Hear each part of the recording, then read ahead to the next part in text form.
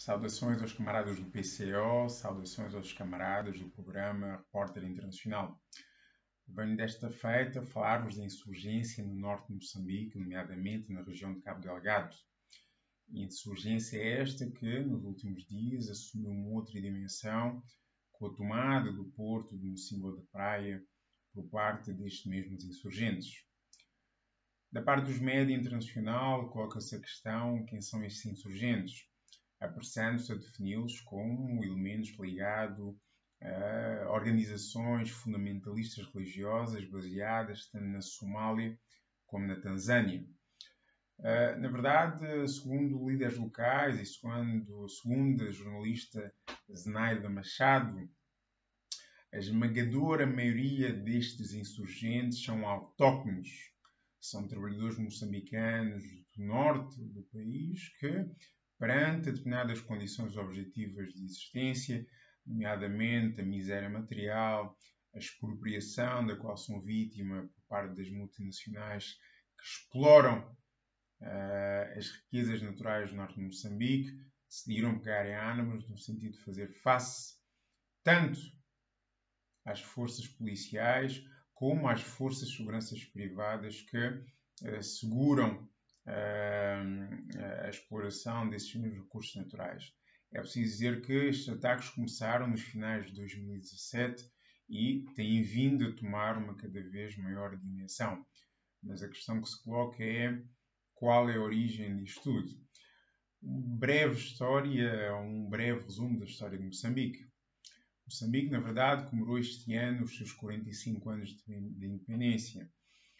Independência esta conquistada depois de uma luta de libertação nacional de 10 anos, liderada pela Frente de Libertação de Moçambique, Frelimo, que foi comandada primeiramente por Eduardo Mondlane até à data do seu assassinato por parte da PIDE, a Polícia Política Portuguesa, em 1969, e depois foi comandada por Samora Machel, igualmente até à data da sua morte num acidente de aviação em 1986. Moçambique tornou-se independente em 75 e, um ano envolvido, iniciou-se a Guerra Civil que opôs a Frente de Libertação de Moçambique, a Frelimo, e a Resistência Nacional de Moçambique, a Renamo. Força esta reacionária apoiada pela Rodésia, Ian Smith, e pela África do Sul do Apartheid. Esta guerra civil demorou cerca de 16 anos. Ela, na verdade, viu o seu término em 1992 com os Acordos de Roma. Na verdade, há um momento crucial na história política de Moçambique, para a economia política de Moçambique, que remonta a 1989 e falamos do 5º Congresso da Frente de Libertação Nacional. Congresso este que, ao fim e ao cabo, abriu as portas, ou reabriu de uma forma oficial as portas para a acumulação primitiva de capital, da burocracia e das forças mais conservadoras dentro da Frelimo, para que se tornasse uma burguesia nacional. Na verdade, este processo foi descrito pelo economista moçambicano Nuno Castelo Branco, na sua obra Capitalizando o Capitalismo Doméstico, Porosidade e Acumulação Primitiva de Capital em Moçambique. Na verdade, este foi um processo que não só foi impulsionado pelas forças mais conservadoras dentro da Frelimo, a sua burocracia que tinha vontade realmente dessa acumulação primitiva de capital, mas também foi impulsionada pelas instituições de Bretton Woods, Banco Mundial e FMI. Na verdade, este foi um processo que transpassou vários países, por exemplo, Angola também passou por esse processo, e este processo está descrito num livro de um académico angolano, Ricardo Soares de Oliveira, nomeadamente na obra magnífica e miserável Angola desde a Guerra Civil. Este momento foi crucial na história de Moçambique, aliás, na verdade, definiu algo que este mesmo economista, Nuno Castelo Branco, citou nessa mesma sua obra e que, na verdade, foi buscar ao Manifesto Comunista de Marx e Engels, em que ele citou isto: o governo do Estado moderno é apenas um comitê para gerir os negócios comuns de toda a burguesia. Na verdade, isto define os objetivos de Frelimo enquanto força política de poder em Moçambique desde 1989, à data do seu 5º Congresso. Na verdade, há alguns momentos que definem a história de Moçambique.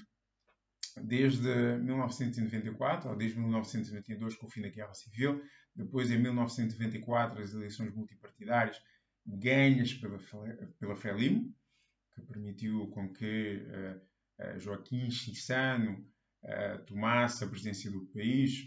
Na verdade, algo recorrente até aos dias de hoje. A Frelimo sempre ganhou as eleições presidenciais em Moçambique, primeiramente com Joaquim Chissano, depois com Armando Guebuza em 2005 e depois em 2015 com Nyusi, que na verdade continua enquanto presidente.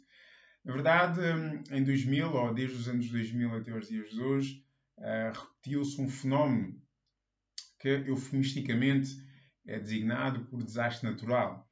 Na verdade, estamos a falar das cheias que, ano após ano, assolam a classe trabalhadora em Moçambique, que, na verdade, deixam milhares de desalojados e sempre centenas de mortos, o que, na verdade, é um reflexo da miséria, das condições habitacionais, mas também da falta de vontade política dos agentes do governo, do Estado moçambicano, para fazer face a essa condição dos trabalhadores moçambicanos que os deixa ao Deus dará sempre que existem estas intempéries que, na verdade, acontecem ano após ano.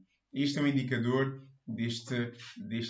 desta alienação das forças políticas que têm o poder em Moçambique para com as condições do seu povo. Uma outra situação diz respeito à descoberta de gás natural em Moçambique, que na verdade gerou todo um clima que possivelmente poderia ter gerado uma guerra civil entre a Frelimo e a Renamo, tão simples porque a Renamo também queria uma fatia do bolo do que está aí para vir. Este é um momento fundamental na história recente de Moçambique. Outro momento fundamental diz respeito às dívidas ocultas, que na verdade, nas palavras do economista Nuno Castelo Branco, mais uma vez, nada mais do que são de que a expropriação do Estado. Nada mais são do que, na verdade, colocar em cima dos ombros da classe trabalhadora moçambicana um assambarcamento que, na verdade, diz respeito, mais uma vez, à vontade de acumulação primitiva de capital da burguesia moçambicana e também da burguesia internacional. E isto, na verdade, é o grande significado das dívidas ocultas que foram um caso que aconteceram em Moçambique e que também, na verdade, revelam mais uma vez o caráter dos seus dirigentes. Uma outra situação que está diretamente ligada ao que está a acontecer neste momento no norte de Moçambique diz respeito à exploração da indústria do rubi. Houve uma peça jornalística da Al Jazeera em 2015 que demonstrava que uma multinacional, a GEM, uma multinacional britânica, que fazendo uso dos instrumentos de repressão do Estado moçambicano, a polícia, e fazendo uso da segurança privada na região norte de Moçambique, assassinou cerca de 18, desde 2009 até 2015, 18 trabalhadores moçambicanos de forma impune. Então, simplesmente porque neste processo de expropriação dos trabalhadores do norte de Moçambique, neste processo de ocupação de terras, neste processo de ocupação e de exploração da terra e de minas, e que tem consequências, obviamente, para a população local, toda esta impunidade gerou a revolta dessa mesma população do norte de Moçambique. E quem fala da situação da indústria mineira também fala da situação da indústria ligada à exploração de gás natural. Ou seja, há aqui uma ligação, e na verdade isto é transversal à África, entre a exploração das multinacionais dos recursos naturais em diversos países e as rebeliões. Podemos dar alguns exemplos. Falamos, por exemplo, do Níger e da exploração do urânio pela multinacional francesa Areva para a produção de eletricidade em França. Falamos da rebelião, por exemplo, no Senegal, no sul do Senegal, nomeadamente em Casamance, que tem a ver com a expropriação da terra de trabalhadores nessa mesma região, que gerou a guerra civil, nomeadamente no sul do país, levada a cabo pelo movimento FDC, Movimento de Rebelião de Casamance. Falamos, por exemplo, da rebelião na delta do Níger, na Nigéria, em que multinacionais, explorando, nomeadamente o petróleo, e não permitindo uma divisão equitativa dos lucros dessa mesma exploração, gerou uma rebelião designada que, a nível dos média ocidental, ficou designada como os piratas do Delta do Níger.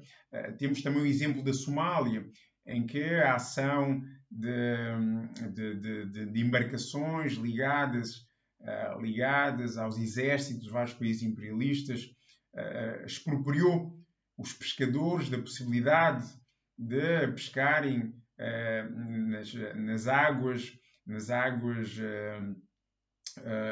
nas fronteiras marítimas da Somália, o que fez com que eles tivessem que se tornar piratas no sentido de poder obter algum rendimento. Ou seja, esta situação de exploração e de rebelião é uma constante por toda a África. E, na verdade, em última análise, é o que explica esta insurgência no norte de Moçambique. Porque, na verdade, como dizia Karl Marx, e depois, de alguma forma, Amílcar Cabral, no Tricontinental em Havana, em 66, retomou este mesmo axioma, a luta ou a história da humanidade é a história de luta de classes a partir de um determinado momento. Não é verdade?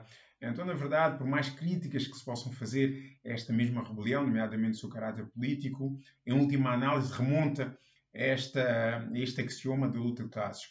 Obviamente que, a nível político, tem que ser, de alguma forma, tentar perceber as limitações deste mesmo movimento, mas, em última análise, também remetem para uma variante da luta de classes entre uma população expropriada dos seus recursos naturais por parte do Estado moçambicano e das suas multinacionais e que encontrem como último mecanismo para fazer face a essa mesma expropriação o pegar em armas e rebelar-se. Essa é a situação em Moçambique. Na verdade, tem que haver uma outra forma de politização para que, efetivamente, esta rebelião possa assumir um outro caráter político, verdadeiramente classista, que vá de encontro às necessidades dessa população do norte do país, não só de uma minoria, e que também possa alastrar-se a outras partes do país, porque, ao fim e ao cabo, os interesses que devem ser defendidos no norte do país são os mesmos que devem ser defendidos pela classe trabalhadora, tanto no centro do país